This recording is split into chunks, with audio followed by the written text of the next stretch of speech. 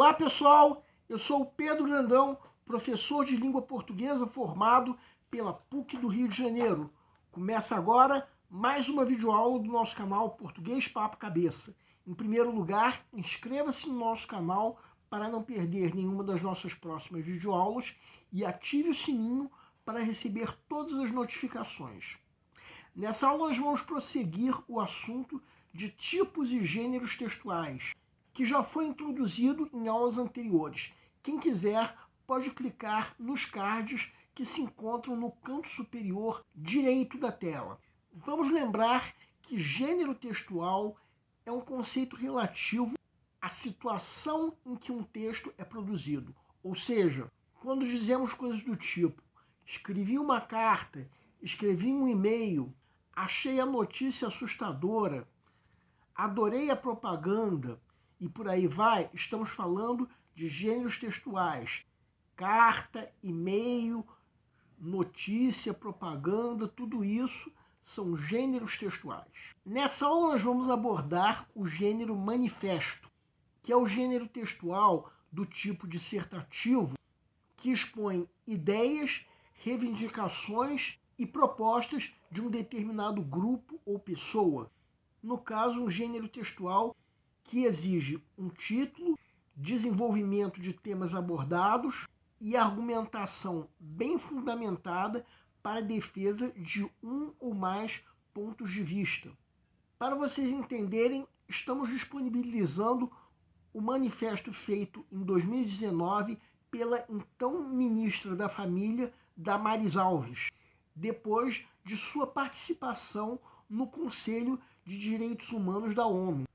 Esse manifesto está no material didático que pode ser acessado clicando-se no link que se encontra na descrição da videoaula. Sugerimos que vocês leiam esse material didático.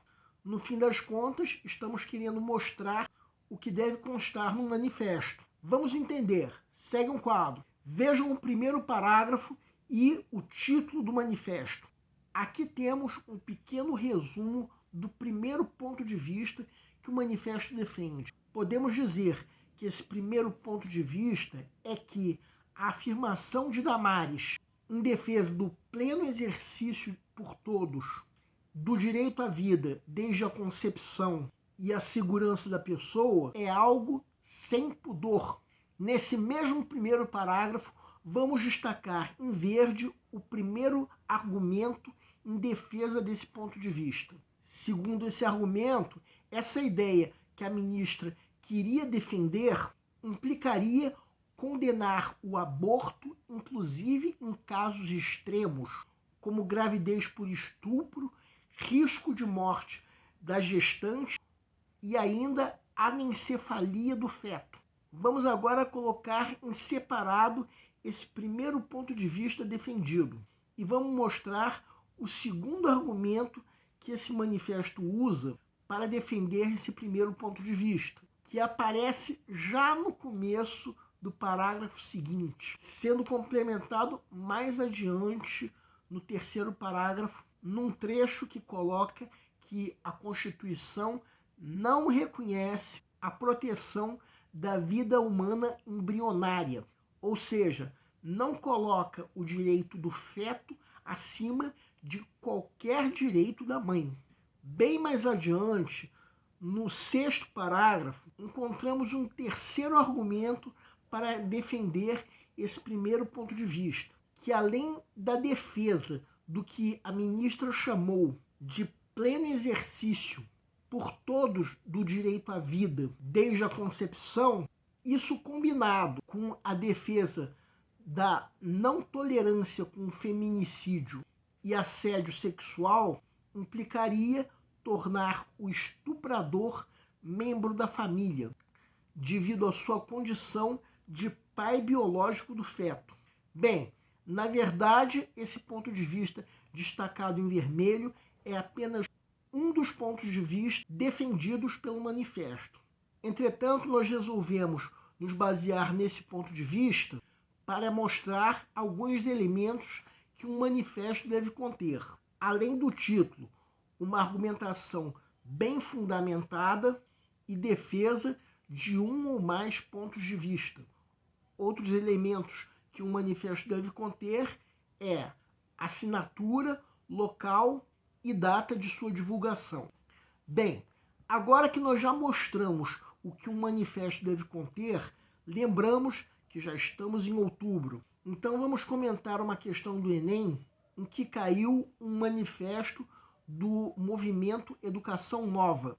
Uma questão que nós aqui do canal avaliamos como de fácil resolução. A grande vantagem tem o candidato que sacar primeiro o gabarito, porque esse candidato vai ter mais tempo para resolver o resto da prova.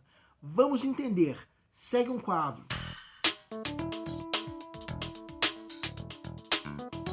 Enem 2021, Manifesto dos Pioneiros da Educação Nova, 1932. A educação nova, alargando sua finalidade para além dos limites das classes, assume com sua feição humana sua verdadeira função social, preparando-se para formar a hierarquia democrática pela hierarquia das capacidades, recrutadas em todos os grupos sociais a que se abrem as mesmas oportunidades de educação. Ela tem por objeto organizar e desenvolver os meios de ação durável com o fim de dirigir os desenvolvimentos natural e integral do ser humano em cada uma das etapas de seu crescimento, de acordo com uma certa concepção do mundo. Os autores do manifesto citado procuravam contrapor-se ao caráter oligárquico da sociedade brasileira. Nesse sentido, o texto propõe uma relação necessária entre A. Ensino técnico e mercado de trabalho. B. Acesso à escola e valorização do mérito. C. Ampliação de vagas e formação de gestores. D. Disponibilidade de financiamento e pesquisa avançada. E. Remuneração de professores e extinção do analfabetismo. Peço para que deem uma pausa antes de ser dado o gabarito. O gabarito é a letra B. A pergunta do enunciado é: o trecho desse manifesto, por se contrapor ao caráter oligárquico da sociedade brasileira, propõe uma relação necessária entre que fatores? Vamos primeiramente supor que você esteja na fase de pré-leitura da prova, a fase em que, de acordo com o método que nós já propomos em outra videoaula, o candidato está fazendo uma leitura da prova como um todo, a fim de avaliar o grau de dificuldade de cada questão. No caso dessa questão, já nessa fase, dá para se ter praticamente certeza do gabarito. Fica fácil de se perceber que a alternativa B é a única que se refere a fatores mencionados no texto.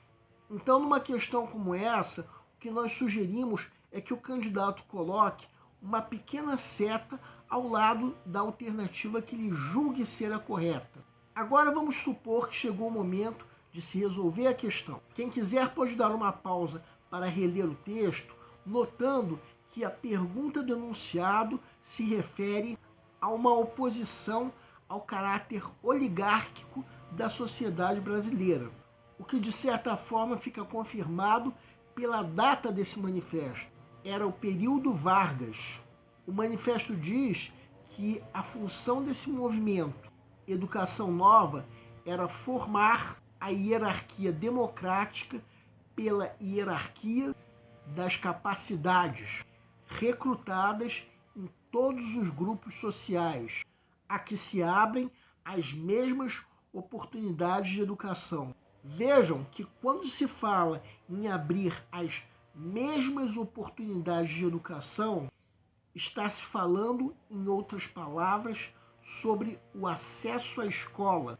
Também quando se fala em hierarquia democrática pela hierarquia das capacidades, está se defendendo que as capacidades do indivíduo, como diz o texto, devem ser recrutadas em todos os grupos sociais, sendo, portanto, valorizadas para se formar uma hierarquia Quem está estudando história já deve ter percebido que a estrutura oligárquica a que o enunciado se refere era alguma herança histórica da época da oligarquia cafeeira diante da Revolução de 30. Então, valorizar as capacidades é quase que um sinônimo de valorizar os méritos.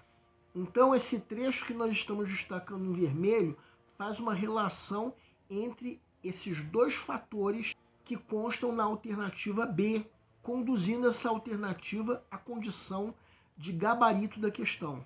As outras alternativas cometem todas o erro da extrapolação, que é a geração de ideias que estão ausentes no texto. Sobre a alternativa A, reparem que em momento nenhum o texto menciona o ensino técnico. O mercado de trabalho, sim, mas se o ensino técnico não é mencionado, logo não é possível se fazer uma relação entre esses dois fatores. Sobre a alternativa C, o texto fala sim sobre ampliação de vagas, mas não menciona qualquer coisa sobre formação de gestores. Quanto às alternativas D e E, nós falamos a mesma coisa sobre essas duas alternativas. O texto não menciona qualquer ideia sobre dinheiro, logo não menciona disponibilidade de financiamento nem remuneração de professores. A única alternativa que responde corretamente a pergunta do enunciado é a alternativa B, sendo, portanto, o gabarito da questão. Agora, uma pequena observação. Reparem que o próprio enunciado diz que esse texto é um trecho de um manifesto. Ou seja, temos aí a explicação para que não conste nesse manifesto, por exemplo, nem assinaturas, nem data, nem local. Bem, temos aí uma questão de fácil resolução. O ideal é que o candidato possa sacar o gabarito o quanto antes, já que essa é apenas uma das questões que ele tem para resolver. Isso sem falar da redação. E o assunto de gêneros e tipos textuais fica por enquanto por aqui, mas vamos retornar na próxima aula de sexta-feira. O nosso canal Português Papo Cabeça antigamente se chamava Aprenda a Língua Portuguesa. Cada vez mais estaremos focados em vocês, que estão movendo a roda da história para que seja criado um futuro melhor para todos. Então, o nosso foco principal continua sendo os vestibulandos, que terão no nosso canal uma fonte importante de estudo de língua portuguesa, onde nós ensinaremos os recursos da nossa língua para que possam, em primeiro lugar, escrever de forma adequada, entre outros textos, a redação do vestibular.